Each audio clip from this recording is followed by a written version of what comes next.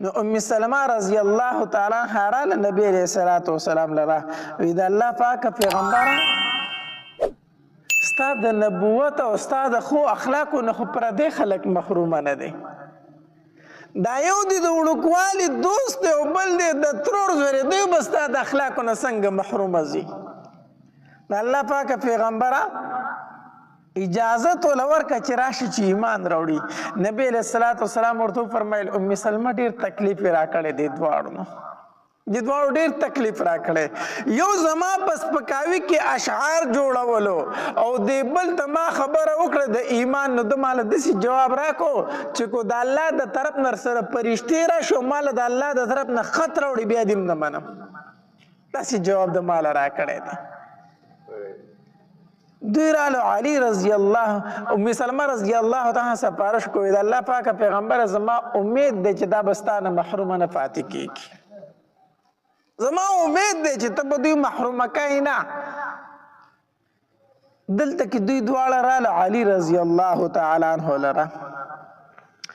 علی رضی الله تعالی دوی دواړو ته وی زه درته یوه طریقه ښیم زه درته یو طریقه ښیم کیدای شي نبی علیہ السلام تاسو معاف کوي څنګه داسې وکړئ که نه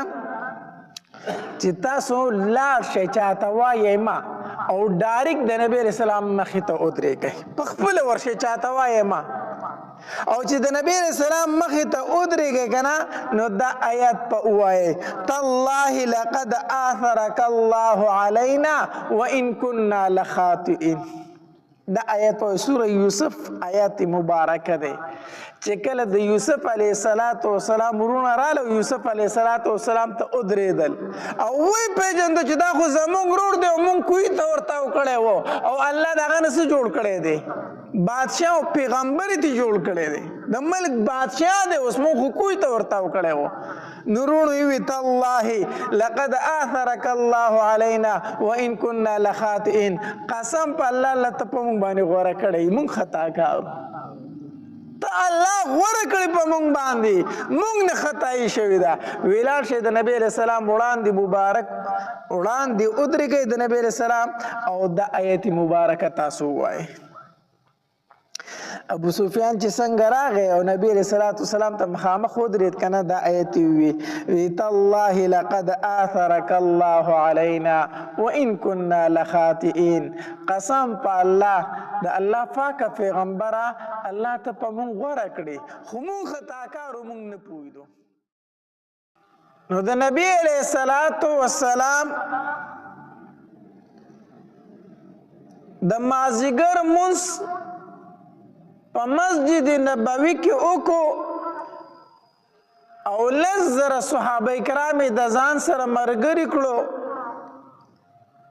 او زه چې ځو مکې مکرمې باندې حمله کوو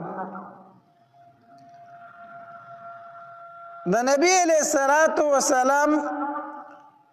په بیبیانو کې د نبی علیہ السلام سره دوه بیبیانې ملګري وي ام سلمہ رضی الله تعالی عنها او میمونه رضی الله تعالی عنها دا دواړه بیبیانې د نبی علیہ السلام سره په دې سفر کې وي چې کله نبی علیہ السلام مقام جحفی ته ورسید ذوالحلیفه نو الته سره حضرت عباس رضی الله تعالی عنه میلو شو چې د خپل کور سامان په سارو باندې بار کړی دی او خپل بچی ور سرم دی او کور والا ور سرم ده نبی علیہ السلام ورته فرمایل عباس تر چرته روان یم ورته وی د الله پاک پیغمبره زه خو درتلم مدینې منورې ته ما هجرت کو زه خو تا پسې در روان یم ته خو دې خوا را روان یې نبی علیہ السلام ورته وفرمایل خپل اهل و عیال او سامان چې کوم دی دا مدینې منورې ته ولیږه او ته زمونږ سره ملګری شه مونږ په مکه باندې حمله کوو نو ته زمونږ سره جهاد له روان شه نو عباس رضی الله تعالی عنہ د دغه ځای نه د نبی علیه الصلاۃ والسلام سره مرګره شو. اصل کې د عباس رضی الله تعالی عنہ مخکې مسلمان شوی و، دا مخکې نه مسلمان و، او د نبی علیه الصلاۃ والسلام ته فرمایل وی زه مدینې منورې ته هجرت کوم درځم، خو نبی علیه السلام به منع کوي عباس ته مه راځه، ته مکه کې پاتې شه، خپل اسلام پټ د خلکو نه وساته، دې دپاره چې موږ ته د مکې د خلکو خبر راکړئ، ته مونږ پسې مه راځه. نبی علیہ الصلوۃ والسلام عباس رضی الله تعالی عنہ د مقام جحفی نه ځان سره مرګره کوي، عزت ته زمونږ مرګره شه چې ځو. بیا مخکې تللی یو بل مقام دی چې هغې ته مقام ابوا ویلی شي، چې هلته کله نبی علیہ الصلوۃ والسلام د خپلو صحابه کرامو سره ورسېدو نو هلته ورسره یو 3 تنه نور میلو شو د نبی علیہ الصلوۃ والسلام سره. یو ابو سفیان، دا ابو سفیان نه دا بل ابو سفیان دی، دا د نبی علیہ الصلوۃ والسلام د تره زوی دی، ابو سفیان ابن حارث، دا د نبی علیہ السلام د تره زوی دی. نو یو ابو سفیان، دویم عبدالله بن امیہ، دا 2 تنه د نبی علیہ الصلوۃ والسلام سره په مقام ابوا کې د نبی علیہ الصلوۃ والسلام سره دا 2 تنه میلو شو، یو ابو سفیان او دویم عبدالله ابن امیہ. ما درته وی دا بل ابو سفیان دی، دا د نبی علیہ السلام د تره زوی دی، ابو سفیان ابن حارث، د حارث زوی دی، او دا د نبی علیہ الصلوۃ والسلام رضاعی ورور مو د ابو سفیان، رضاعی ورور، ځکه نبی علیہ السلام د حلیمې بیبي پی خوړلیو کنه، او دی ابو سفیان هم د حلیمې بیبي پی خوړلیو. نو دا دواړه رضاعی ورور مو، نو د نبی علیہ السلام د تره زوی مو رضاعی ورور مو، او دا د نبی علیہ السلام د وړوکوالي ډیر سخت ملګری و، داسې ملګری و چې نبی علیہ السلام به چېرته و نو دی به ورسره و. داسې کنه په د وړوکوالي کې مرګتیا وي د هلکانو کنه، نو دې ملګري وو، د تره زامن مو ملګري مو، چې چېرته به نبی علیہ السلام و هلته به سره د ابو سفیان خامخا موجود و، داسې مرګتیا وه، ډېر یو بل باندې مین و. خو چې کله نبی علیہ الصلوۃ والسلام د پیغمبرۍ دعوه وکړه که نه، نو د ټول نه سخت دشمني د ابو سفیان شو، او داسې دشمن شو د نبی علیہ الصلوۃ والسلام چې د نبی علیہ السلام خلاف اشعار به یې جوړول بیا،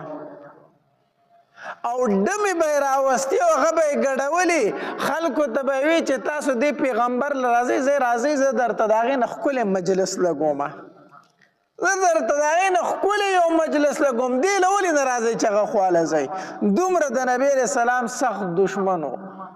یا هغه چې د وړوکوالي ملګری و چې کله نبی اسلام د پیغمبرۍ دعوه وکړه، بیا هغه چې د ټول نه سخت بدترین دشمني دی شو. د نبی علیہ السلام په سپکاوي کې به اشعار ویلو، او حسان ابن ثابت رضی الله تعالی عنہ به بیا دله جواب ورکو د نبی علیہ السلام د طرف نه. دا بل چې عبدالله بن امیہ،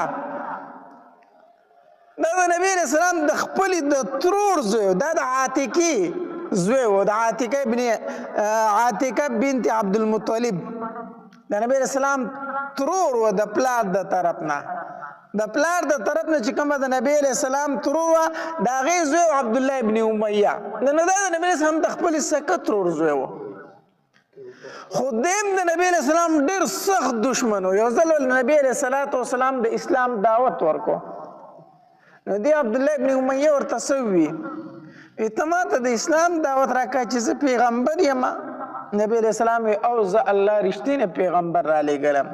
دی عبدالله ابن امیہ ورته ووي که نه، وی که ته چېرته اسمان ته وخېږې، زه درته ګورم چې ته اسمان ته روانې، او اسمان کې یو سورې وشي او ته په هغې کې ننوځې، او د هغې طرفه در سره فرښتې ملګري او تا یو خط راغستی د الله د طرف نه، او په هغې کې الله لیکلي چې دا زما پیغمبر دی، بیا دې نه منم. دا دومره بیا د نبی علیہ السلام سخت دشمن شو، دومره سخت دشمن شو. نو په مقام ابوا کې دا دواړه د نبی علیہ السلام سره میلو شو، چې دوی میلاو شو صحابه کرام ورته تپوس وکړه که تاسو چېرته ځئ وایي موږ خو مدینې منورې ته در روانو په نبي علیه السلام باندې ایمان موږ راوړو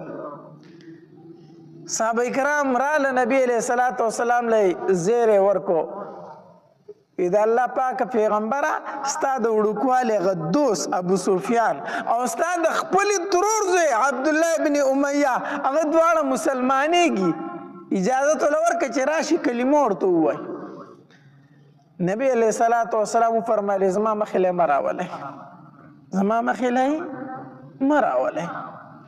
صحابه کرام حیران شو د الله پاک پیغمبره تا خو به د دوی دپاره ډېرې دعاګانې غوښتې ته خو به په دوی پسې ډېر زیات خفه وي او دعا به دې غوښته چې الله یو مې د وړوکوالي ملګری دی یو مې د ترور زوی دی الله دا مسلمانان کا او اوس چې هغه مسلمانېږي ته ترې مه خاړئ نبي علیه السلام فرمایل بس ما خوالی مه راولئ دوی ما ته ډېر تکلیف راکړی دی دوی ما ته ډېر زیات تکلیف راکړی زما خوالی مه راولئ هر صحابي به راته خوشحالېده به په نبي علیه السلام به یې زیری کو چې د الله پاکه پیغمبر ستا د وړوکوالي دوست ابو سفیان او ستا د ترور زوی عبدالله بن امیه مسلمانی کې راولو د نبي علیه السلام د طرفه به ورته جواب میلاو شو ما خوالی مه راولئ زما خوالی مه راولئ د نبي علیه الصلاة والسلام سره ام سلمه رضی الله تعالی عنها په دې سفر کې دوی هغې ته وویل وي ته زموږ لږ سپاره شو که نبي علیه الصلاة والسلام ته که نه نو ام سلمه رضی الله تعالی عنها راله نبي علیه الصلاة والسلام لره وی د الله پاکه پیغمبره ستا د نبوت او ستا د ښو اخلاقو نه خو پردی خلک محرومه نه دی دا یو دی د وړوکوالي دوست دی او بل دی د ترور زوی دی به ستا د اخلاقو نه څنګه محرومه ځي د الله پاکه پیغمبره اجازت ورله ورکړه چې راشي چې ایمان راوړي نبي علیه الصلاة والسلام ورته وفرمیل ام سلمه ډېر تکلیف یې راکړی دې دواړو نه دې دواړو ډېر تکلیف راکړی یو زما په سپکاوي کې اشعار جوړولو او دې بل ته ما خبره وکړه د ایمان نو ده ماله داسې جواب راکړو چې کو د الله د طرف نه سره فرشتې راشي او ماله د الله د طرف نه خط راوړي بیا دې نه منم داسې جواب د ماله راکړی دی دوی رالو علی رضی الله ام سلمه رضی الله تعالی سپارش کوي د الله پاکه پیغمبر زما امید دی چې دا به ستا نه محرومه نه پاتې کېږي زما امید دی چې ته به دوی محرومه کوې نه دلته کې دوی دواړه راله علی رضی الله تعالی عنه لره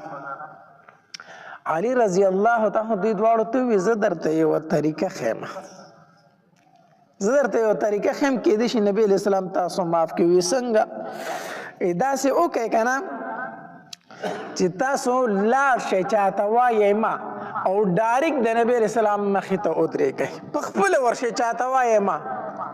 او چې د نبي علیه السلام مخې ته ودرېږئ که نه نو دا آیات په ووایئ تالله لقد آثرک الله علینا وان كنا لخاطئین دا آیت په سوره یوسف آیات مبارکه دی چې کله د یوسف علیه السلام ورونه راله یوسف علیه السلام ته ودرېدل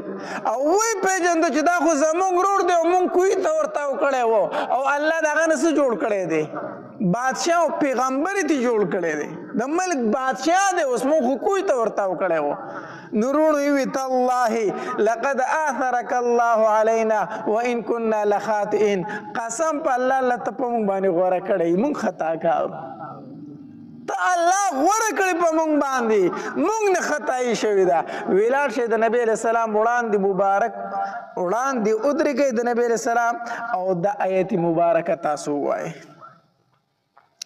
ابو سفیان چې څنګه راغی او نبی علیه الصلاة والسلام ته مخامخ ودرېد که نه دا آیت وي تالله لقد آثرک الله علینا وان كنا لخاطئین قسم په الله د الله پاکه پیغمبره الله ته په موږ غوره کړي خو موږ خطاکارو موږ نه پوهېدو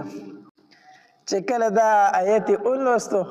نبی علیہ السلام چې ورته څنګه وکتل نو نبی علیہ السلام ولې جواب ورکو ویلا تسریب علیکم اليوم په تاسو هیڅ ملامتیا نشته دی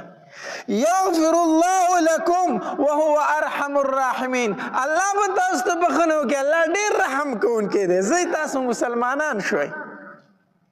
ګوره نبی علیہ السلام به چې څوک به ورته مخامخ راغی بیا به نبی علیہ السلام مخ مبارک نه شو ټینګولی ورته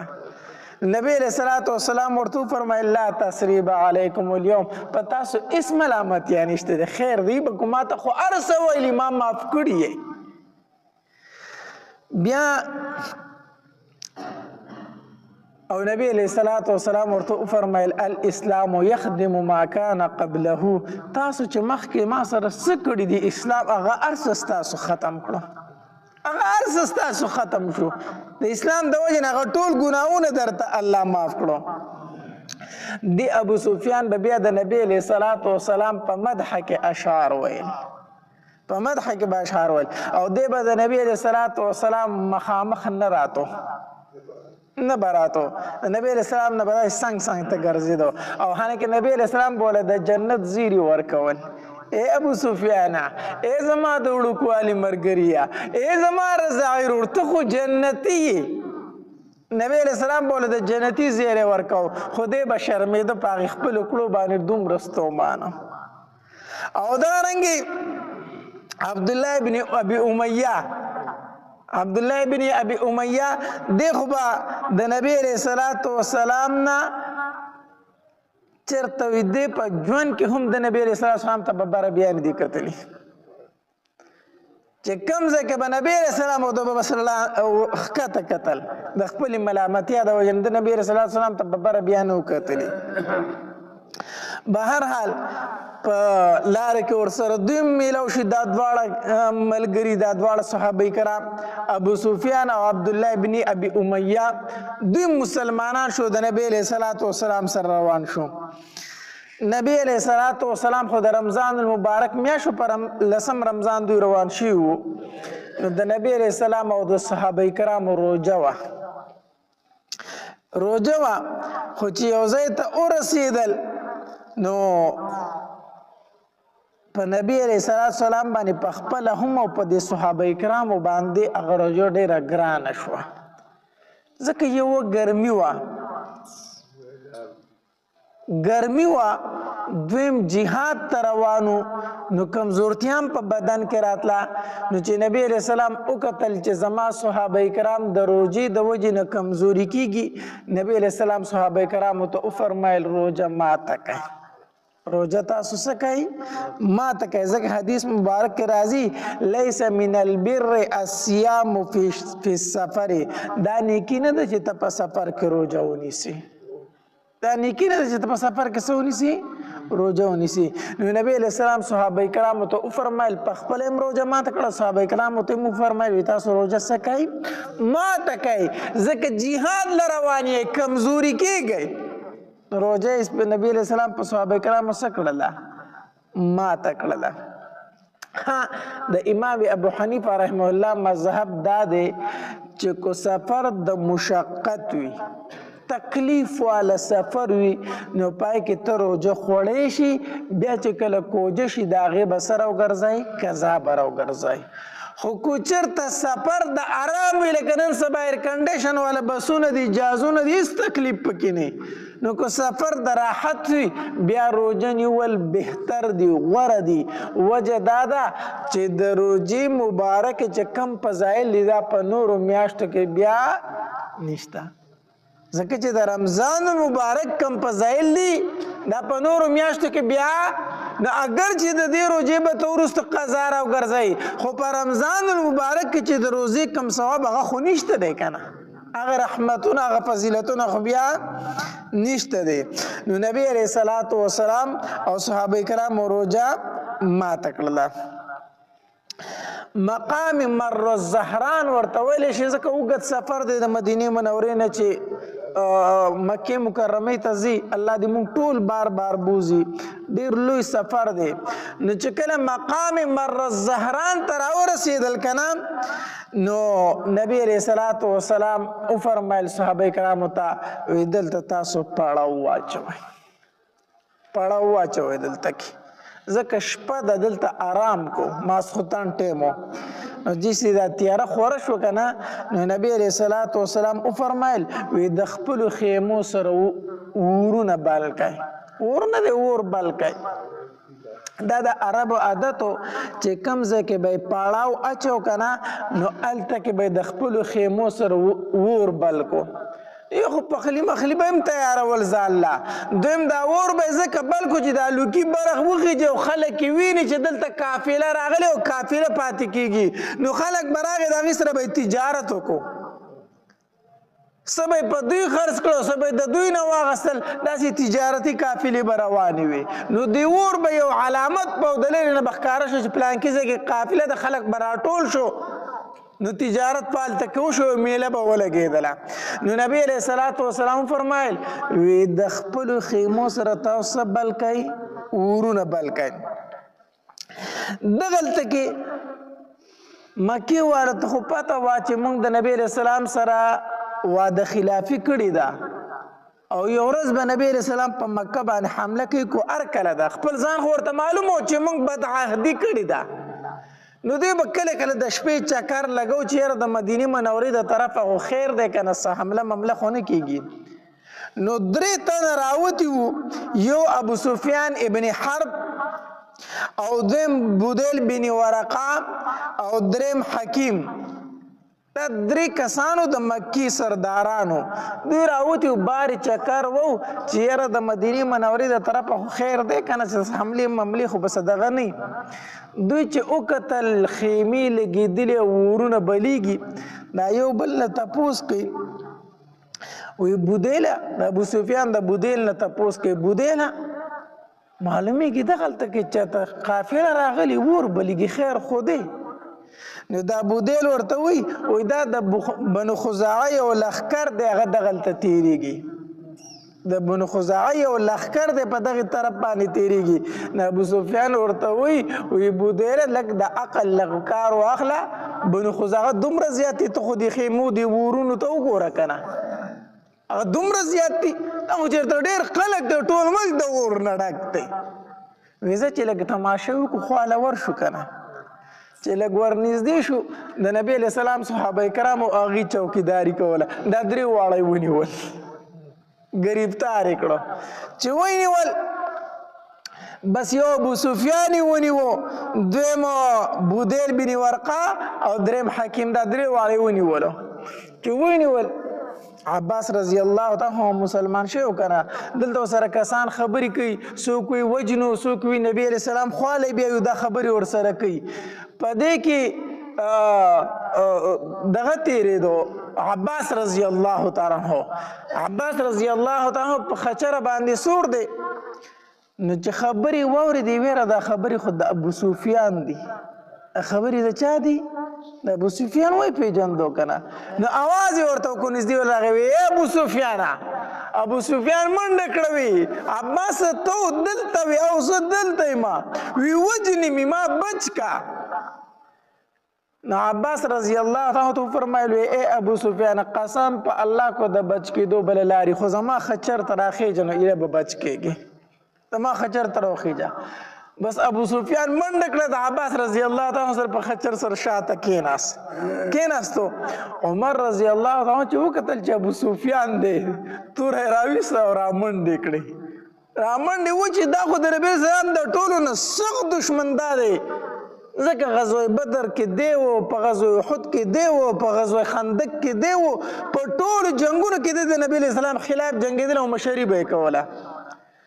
عمر رضی الله عنه چې ولیدل چې ابو سفیان لاس له راغلی دی او مسلمان شوی هم نه دی، توره یې راواخیسته او رامنډې کړې. ابو سفیان د عباس رضی الله تعالی ته فرمایي وی عباسه وی دا پوری خو عمر نه دی را روان؟ وی را روان دی. وی قسم په الله زما د مرګ دپاره را روان دی، وی زما د مرګ دپاره را روان دی. جو عباس رضی الله تعالی خچر په منډه کو، عمر رضی الله پیدل،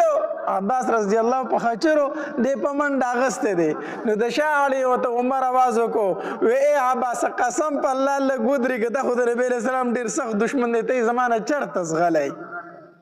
او که د نبی علیه السلام خواله دی بوس بیا زما په لاس نه راځي، ځکه چې دی مسلمانېږي او نبی علیہ السلام ول پناه ورکوي. خو د نبی علیہ السلام د رسېدو نه مخکې لږ ماله راکړه چې زه به د خپله توره لږه ساړه کړمه، عمر رضی الله عنه پسې منډې وخي عباس هم په منډه اغستی دی د هغه نه زغلی او عمر نه ورته منډې وي حتی تر دې چې د نبي علیه السلام خواله یې ورسو وی د الله پاکه پیغمبره ابو سفیان دی را سره ابو سفیان دی را سره نبی علیہ السلام ورته فرمایل ښه ابو سفیان دی وی او وی دې کوم ځای وی ستا ملګرو ګرفتار کړی دی ستا ملګرو څه کړی دی ګرفتار کړی دی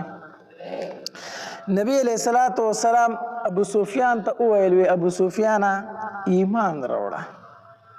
زه درته اوس هم وایم ایمان راوړه اگر چې زما ډېر سخت دښمني اگر چې زما ډېر صحابه کرام ستا د لاسې شهیدان شوي دي خو اوس درلم دعوت در کوم ایمان راوړه ایمان راوړه حدیث مبارک کې راځي نبی علیہ السلام فرمایي وی د زرو کافرو قتل کول دا ما ته خوښ نه دي بلکې ما ته خوښ د یو تن مسلمانېدل دي زه دا نه خوښوم چې زر کافر دې قتل شي زه ډېره مینه د دې سره لرم چې یو کافر دې مسلمان شي زه د دې سره مینه لرم وی ابو سفیانه زه درته وایم چې مسلمان شه ابو سفیان نه مسلمانېدو انکار یې کوم هغه نور دوه ملګري چې کوم ورسره وو بودیل ابن ورقه او حکیم هغې خو ایمان راوړو خو نبی علیہ السلام ته څنګه مخامخ شو کلمه وویل مسلمانان شو خو د ایمان نه راوړو اوس عمر رضی الله عنه ته سیټ ته ولاړ دی توره رېستلې ده وی د الله پاکه پیغمبره دی نه مسلمانېږي او داسې موقع بیا نه راځي زما دې تورې په حواله یې کا زما د تورې په حواله کا بار بار دا خبره کوي بار بار دا خبره کوي عباس رضی الله عنه په عمر رضی الله عنه پسې داسې سر راواړوله وګرځېدو ته عمر غلی شه که ستا د قبیلې سړی بیا به دې دا نه وویلي چې وژنمای ګوره دغه ته کو که ستا د خاندان او ستا د قبیلې سړی بیا به دې دا نه وایي چې وژنمای خو دا زموږ د قبیلې سړی دی ځکه بار بار به وایي چې وژنمای عمر رضی الله تعالی داسې عباس رضی الله تعالی ته کتل وی عباسه وی زما پلار خطاب نه دی خطاب وی قسم په الله چې ستا په ایمان زه څومره خوشحاله شویم که نه که دومره زه د خپل پلار په اسلام هم خوشحاله شوی وي وی چې زه خبر شوم چې عباس مسلمان شو وی ما ته دومره خوشحالي راله که خطاب مسلمان شوی زما پلار زه دورونه خوشحالېدم وجه دا ده که نه چې ته د نبی علیہ السلام تری او ستا په ایمان باندې نبی علیہ السلام ډېر خوشحاله شو نو چې ما وکتل چې د نبی علیہ السلام تره مسلمان شو او نبی علیہ السلام خوشحالېده که نه وی ما ته هغه خوشحالي ډېره محبوب ده وی زما زړه خو داسې دی نور چې ته راته څه وایي نو هغه راته وایه نو زه دې د دې وجې نه وژنم چې دا زما د قبیلې نه دی زه دې د دې وجې نه وژنم چې دا د نبی علیہ السلام ډېر سخت دشمن دی نبی علیہ السلام عباس رضی الله تعالی ته فرمایل ای عباس د خپل خیمې ته بوز هلته به شپه وکړي د ابو سفیان ځان سره بوزه هلته به شپه وکړي که دا صحابه کرام یې ګورې پرېږدي نه د ځان سره بوز ته خپلې خیمې ته نو عباس رضی الله عنه د ابو سفیان ته دعوت ورکوي وایي ابو سفیان مسلمان شه ټول عمر مو ګټو ته او لوټو ته او بوټو ته سجدې وکړې څه یې راکړو بوتانو ته سجدې وکړو څه خو تې ومونتل مسلمان شه او تا تم پته ده چې دا رښتینی پیغمبر دی او زه ما تم پته ده چې زما دا وراره رښتینی پیغمبر دی ولې په ایمان نه راوړي ابو سفیان راته په جواب کې څه وایي عباس ډېره ښه پته راته ده چې رښتینی پیغمبر دی ښه راته علم دی ولې نه پوهېږم چې رښتینی پیغمبر دی ولې ایمان نه راوړي مړه وي څنګه ایمان راوړم غیرت راله اجازت نه راکوي غیرت لره اجازت نه راکوي زه اوس په دې ایمان راوړم دا خلک به څه وایي زموږ د پښتو غیرت دی که نه زموږ د پښتو غیرت دی مړه وایي دا کروړ مې دې پسې نورې تاوان شي خو دا کار نه کومه زموږ د پښتنو دا غیرت دی که نه ته به یو سړي ته په جرګه کې سوال کوي منت کوي دا به ورته وموه چې هلکه ستا پکې پیدا ده دا کار ولې نه کوي مولي صاحب د پیدې نه زما دې پسې یو کروړ نورې تاوان شي خو نه یې کومه نه یې کومه ولې لکه بس ما له غیرت دا اجازت نه راکوي نو هغه د هغې هغه د جاهلیت غیرت و د جاهلیت غیرت و وی ښه راته پته ده چې رښتینی پیغمبر دی رښتینی پیغمبر دی وی ایمان ولې نه راوړئ مړه نه زه په دې خلکو سره سترګې څنګه مخامخ کوم چې زه په دې ایمان راوړم بهرحال عباس رضی الله عنه قایل نه کو په دې خبره باندې په دې خبره قایل نه کو چې ایمان راوړم سحر شو بیا ورسره عباس رضی الله عنه ملګری دی وی راځه نبی علیہ السلام خواله ځو خو چې څنګه را روان دی په نبی علیہ السلام سترګې ولګېدې که نه نو بې اختیاره وي اشهد ان لا اله الا الله و اشهد ان محمدا عبده ورسوله ایمان یې راوړ ابو سفیان مسلمان شو چې مسلمان شو ابو سفیان عباس رضی الله عنه نبی علیہ الصلوۃ والسلام تو فرمایل وی د الله پاک پیغمبران د ابو سفیان چې د مکې سردار دی د مکې مشر پاتې شوی دی نو دته دا فخر لږ خوند ورکوي دا خوښوي چې ماته لکه څه یو امتیازي غونته شان وی لکه دا خبرو سره لږه مینه ده نو دته یو عهده غونته که ورکړي چې دی پې خوشحاله شي نبی علیہ الصلوۃ والسلام وفرمایل وی څوک چې د ابو سفیان کور ته په مکه کې داخل شو هغه ته امن دی هغه ته څه دی امن دی دا ورله نبی السلام یو عزت ورکو که نه د ابو سفیان کور ته چې په مکه کې څوک داخل شو هغه ته امن دی هغه ته به موږ هېڅ نه وایو ابو سفیان ورته وایي د الله پاکه پیغمبر زما کور خو دومره دی نه چې ټول خلک پکې داخل شي خو لږ کسان به داخل شي نور به چېرته ځي نو نبی علیہ السلام فرمایل وی څوک چې حرم ته داخل شو هغه ته امن دی هغه ته به موږ څه نه وایو د الله پاک پیغمبر حرم خو هم دومره غټ نه دی ټولې مکې خلک خو پکې نه راځي ته بس خلک داخل شي نو بیا دا نورو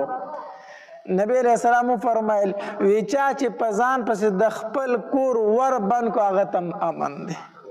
هغه ته هم څه دی هغه ته به هېڅوک نه وایي که ایمان راوړي او که نه راوړي خو چې په ځان پسې د کور ور بند کړو دته به څه امن وي ابو سفیان وی اوس خبره لږ ټیک شو چې خلک د بازار پسې د ورونه بند کړي که نه که ایمان راوړي او که نه راوړي خو ورونه دې بند شي امن به ورته څه شي حاصل شي بهرحال نبی علیہ الصلوۃ والسلام بیا نبی علیہ السلام عباس رضی الله عنه ته فرمایل وی د ابو سفیان یو غونډکۍ ته وخېجوه چې دا ټول صحابه کرام یې ویني چې څوک ورته څه ونه وایي ځکه چې هر سړی وي د قبیلې د مکې سردار ابو سفیان دی خو هر سړی د په مرګ پسې ګرځي نو وی دې غونډکۍ ته یې وخېجوه چې دا ټول مجاهدین یې ویني چې څوک ورته څه ونه وایي چې پته ورته ولګي دا مسلمان شوی دی وی ټیک شو راځه نو ابو سفیان ځان سره داسې یو غونډۍ ته وخېجو عباس رضی الله عنه سره ودرېدو نو داسې قافلې را روانې دي یوه قافله را روانه ده د مجاهدینو د صحابه کرامو او د یو امیر دی هغه جنډه نیولې ده مهاجرینو قافله راله او د هغې نه مشر چې کوم مخې ته امیر روانو